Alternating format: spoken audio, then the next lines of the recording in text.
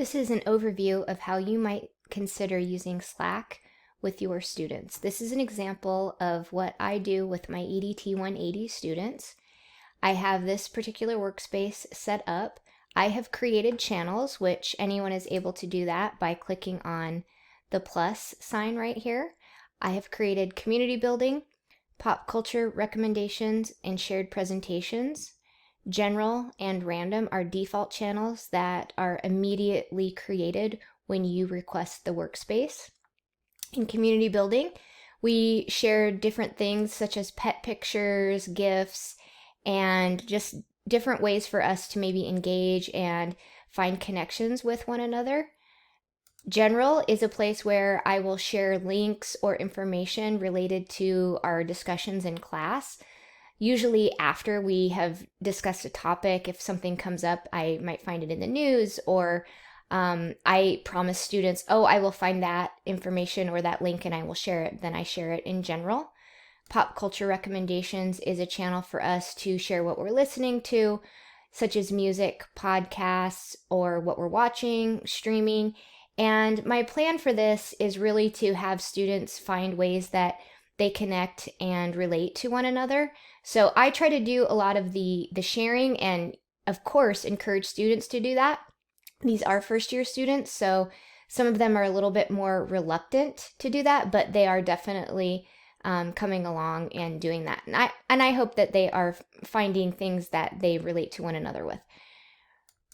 Random is a channel where anything goes, really. I see that one student today actually posted in here that she had a question about something that came in her inbox, and actually another student responded that it's related to the evaluation that goes out right about now. And since they are first year students, they're unfamiliar with this process. So this was really nice because it allowed them to answer for each other, and then other students can come in and see this because obviously it's a workspace open to everyone.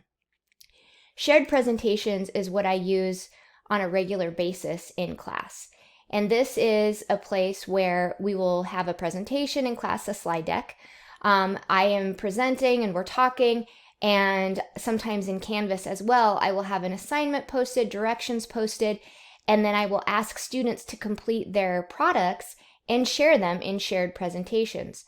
So this example is from October 14th, and students had to work in groups, and they were investigating Generation Z communication habits with technology and millennials communication habits and preferences with technology. And thereafter, they posted in here their presentations.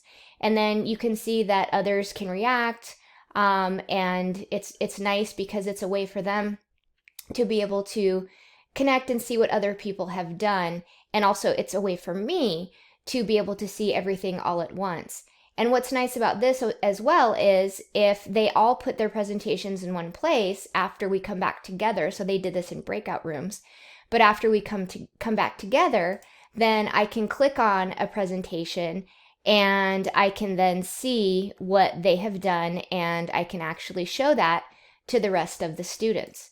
So that's what that looks like. This is an example of one of the presentations, and we can just go through the presentation and talk about it, and I can ask the students who created this to share anything more that they might want to do.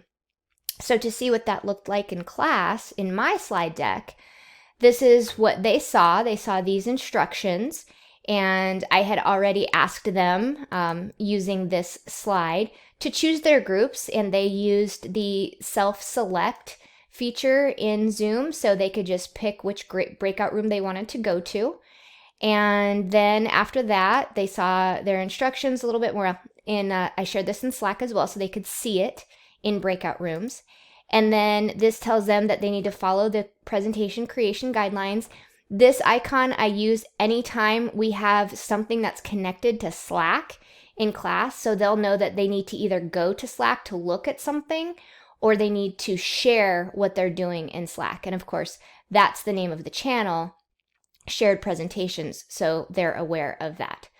So that wraps it up. That's just a nice overview of what I do and how I use Slack in my class. And I will also share some information along with this related to how you create a Slack workspace for your course, how you request that, and different ways that you can add students, because they won't always be in every channel that you create, but you can make that so beforehand. So thanks for joining me.